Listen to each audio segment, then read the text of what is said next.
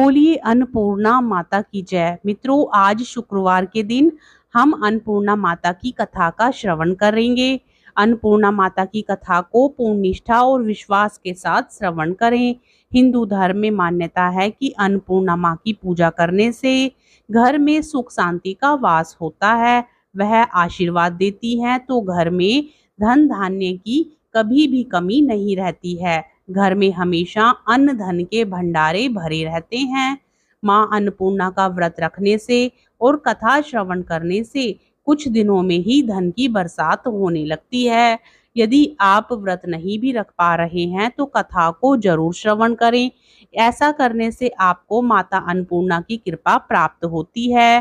प्रेम से बोलिए अन्नपूर्णा माता की जय। अब सुनिए अन्नपूर्णा माता की कथा।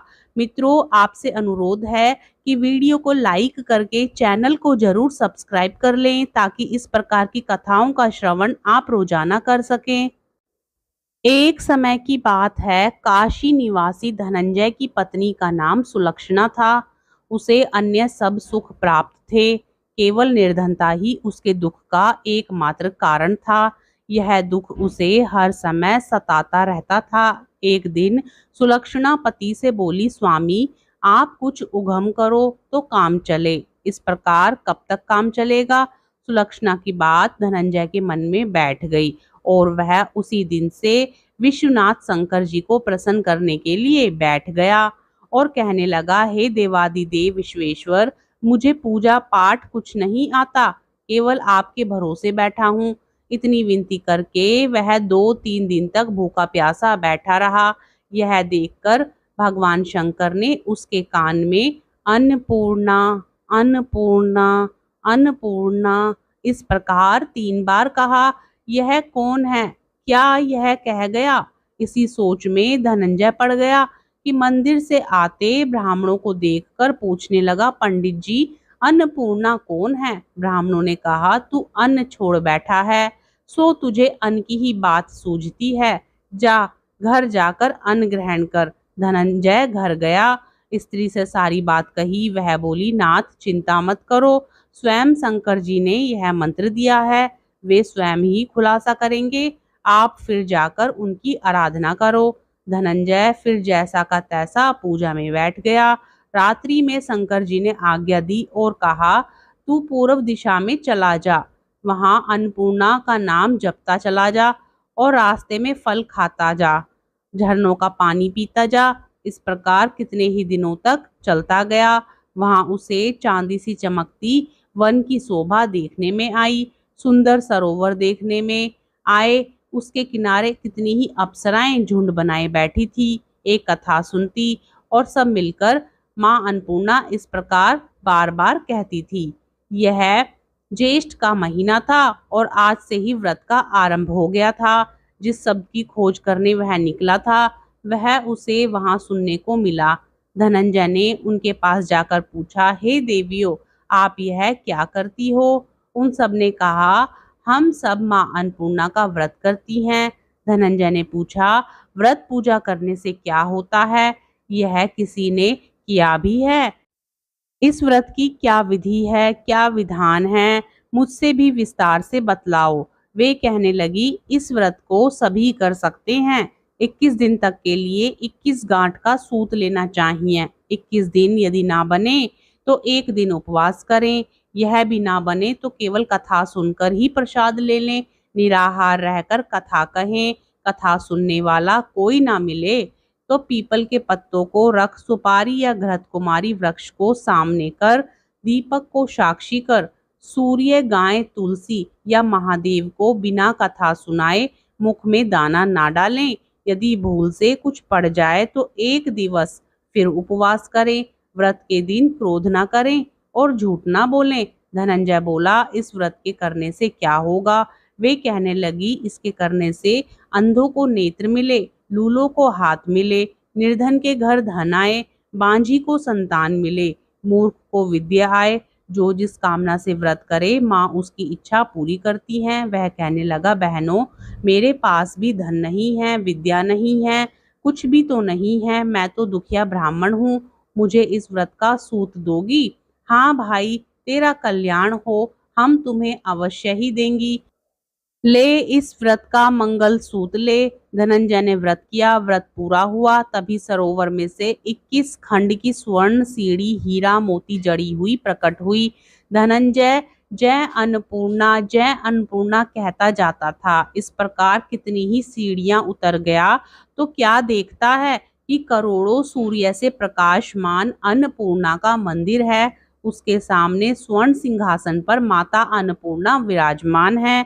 सामने भिक्षा हेतु शंकर भगवान खड़े हैं। देवांगनाएं चंवर डुलाती हैं। कितनी ही हथियार बांधे पहरा देती हैं। धनंजय दौड़कर जगदम्बा के चरणों में गिर गया।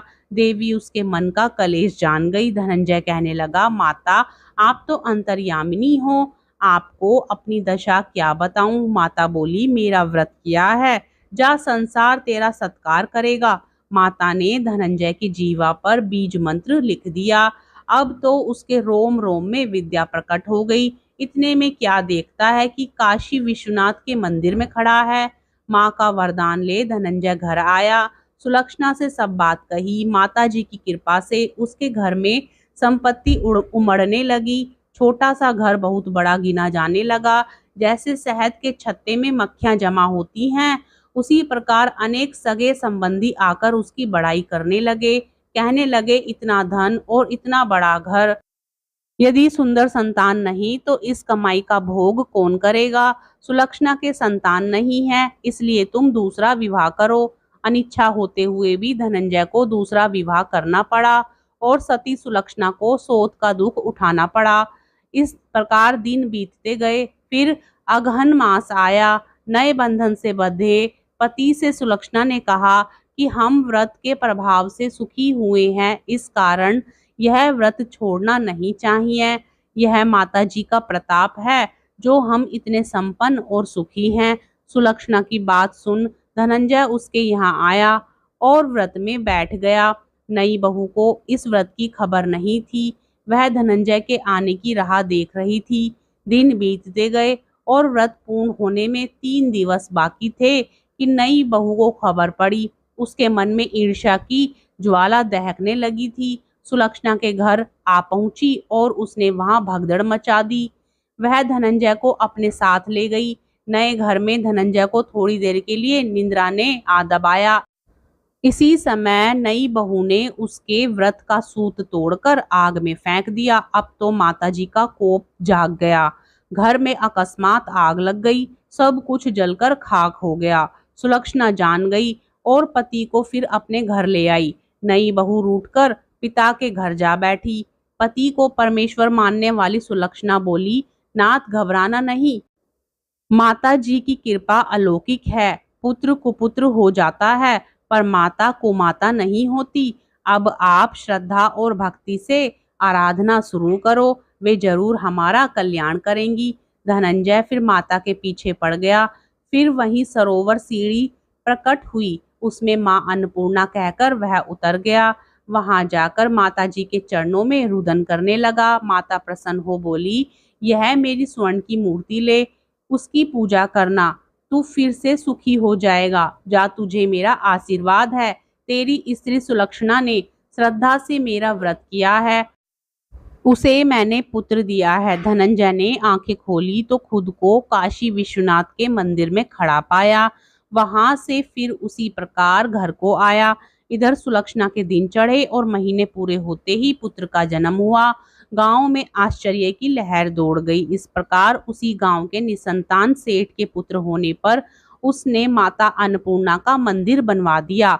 उसमें माता जी धूमधाम से पधारी, यज्ञ किया और धनंजय को मंदिर के आचार्य का पद दे दिया।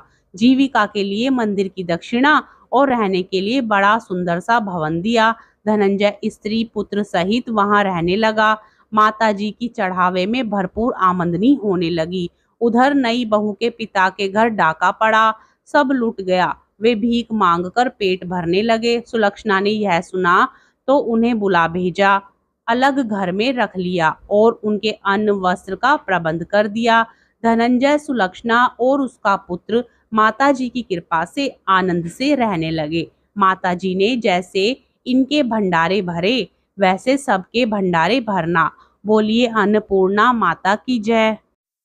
तो मित्रों, ये थी अन्नपूर्णा माता की कथा। इसे शुक्रवार के दिन सुनने से माता रानी की कृपा प्राप्त होती है। मित्रों, कथा पसंद आए तो वीडियो को लाइक करके चैनल को जरूर सब्सक्राइब कर ले और साथ ही वीडियो को ज्यादा से ज्यादा शेयर करें। जय माता दी।